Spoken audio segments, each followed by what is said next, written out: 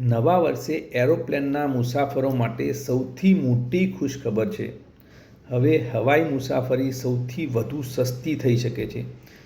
અત્યાર સુધી ભારતનું એરલાઇન્સ મોટે ભાગે ઇન્ડિગો અને એર ઇન્ડિયા જેવી માત્ર બે મોટી એરલાઇન્સના કબજામાં હતું. એટલે કે આ બે કંપનીઓની ડ્યુઓપોલી હતી. પણ હવે સરકારે આ ડ્યુઓપોલી ઘટાડવા માટે મોટા મહત્ત્વના પગલાં લીધા છે. સરકારે નવી બે એરલાઇન્સને મંજૂરી આપી છે. એક અલ હિન્દ એર અને બીજી ફ્લાય એક્સપ્રેસ. નાગરિક ઉડ્ડયન મંત્રાલય દ્વારા અલ હિન્દ એર અને ફ્લાય એક્સપ્રેસને એનઓસી પણ જારી કરી દીધું છે. ઉત્તર પ્રદેશની સંઘ એરલાઇન્સ જે 2026થી પોતાની ફ્લાઇટની સેવા શરૂ કરવાની તૈયારીમાં છે. એટલે એરલાઇન્સ જેટલી વધુ એટલી સ્પર્ધા વધુ, અને સ્પર્ધા વધે એટલે ટિકિટના ભાવ પણ ઘટે, વૈકલ્પિક રૂટ પણ વધારે મળે, સર્વિસ પણ વધારે સારી મળે.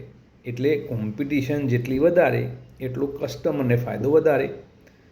આ માહિતી દરેક મુસાફર સુધી પહોંચે એ માટે વિડીયોને વધુમાં વધુ શેર કરો, લાઈક કરો અને આવી ઉપયોગી અપડેટ માટે આપણી ચેનલને ફોલો કરો.